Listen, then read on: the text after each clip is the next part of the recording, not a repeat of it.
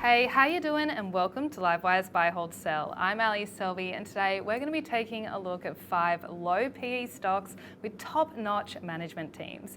To do that, we're joined by Jason Kim from Tyndall Asset Management and Steve Johnson from Forager Funds Management.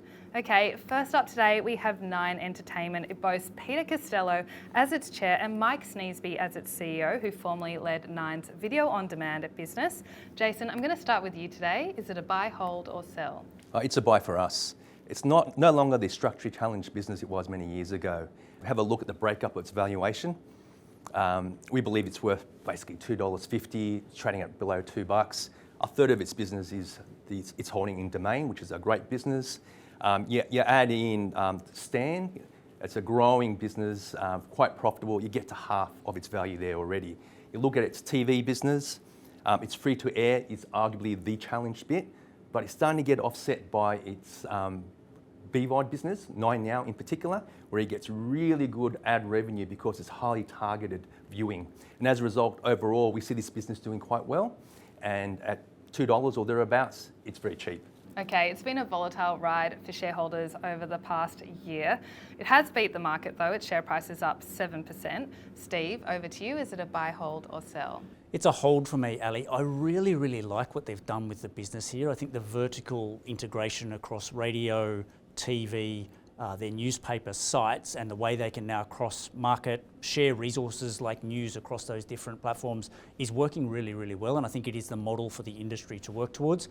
You can't buy it without Domain though. It's attached to Domain, and Domain's a huge part of the valuation, and I'm less excited about the valuation of that piece of the business. So I actually like the bit that everyone else doesn't like here, and if I could buy it on its own, I would buy it. But I've got a stock to talk about later that's a bit purer exposure to that. That's an even lower multiple, so we'll save that for later. Okay, we will get to that later. But next up we have Nick Scali. It was founded in 1962 by Nick Scali himself and is now run by his son Anthony Scali. Steve, staying with you, is it a buy, hold, or sell? It's a hold for me, Ali. We have this stock on our watch list, and it's quite clear that we've missed 2 very good opportunities to buy it in the past couple of years.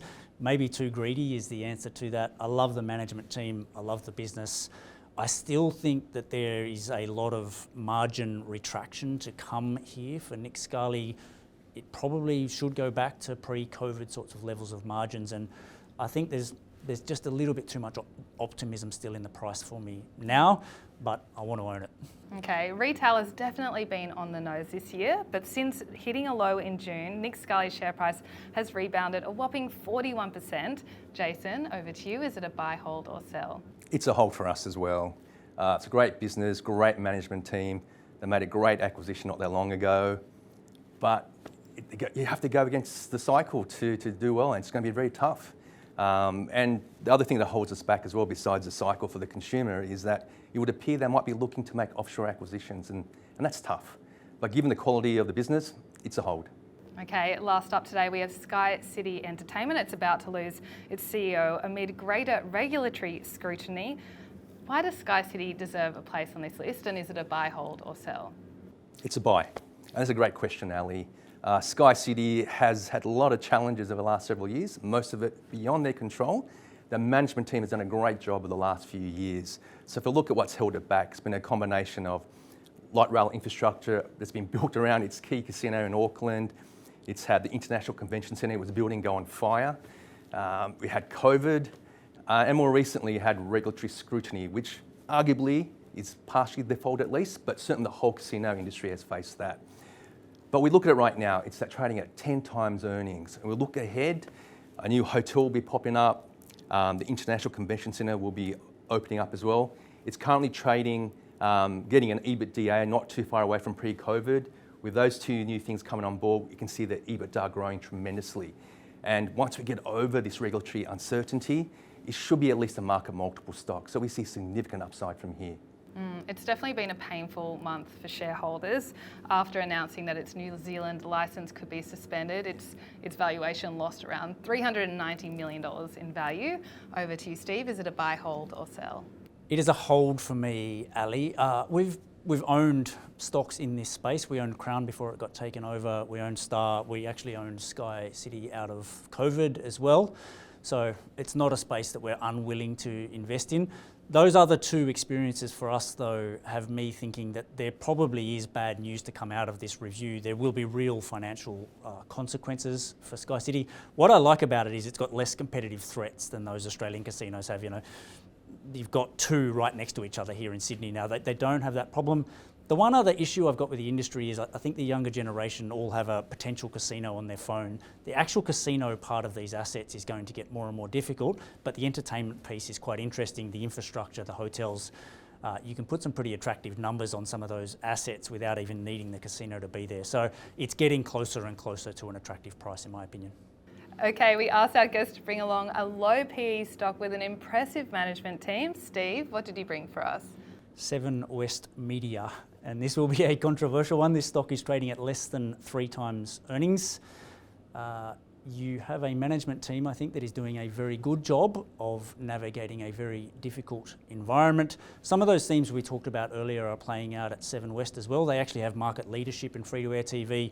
There is a lot of eyeballs moving to BVOD, and what's interesting about that is that they can target you much more personally with the BVOD advertising than they can with free-to-air TV. We think you'll get multiples of dollars per eyeball in that world than you get in the free-to-air one, but it's going to shrink. Our assumption here is this business is going to shrink. We need a really good management team to allocate the capital well here and to not waste it on other things because they are in charge of a shrinking business. But at 3 times earnings, I think you've got a management team that's going to do well for you over time. Okay, over to you, Jason. What's your low PE stock with an awesome management team and why? QBE Insurance, it's trading at below 10 times earnings. The current CEO, Andrew Horton, has a great track record at Beazley, where he worked before.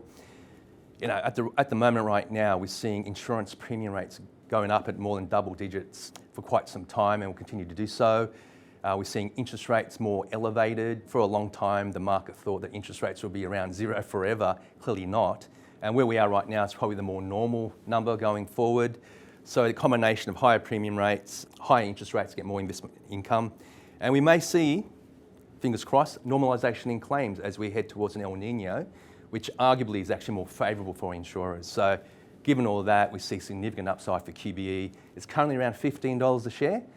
This time next year, it could be well above 20. Well, that's all we have time for today. I hope you enjoyed that episode of Buy, Hold, Sell as much as I did. If you did, why not give it a like? Remember to subscribe to our YouTube channel. We're adding so much great content just like this every single week.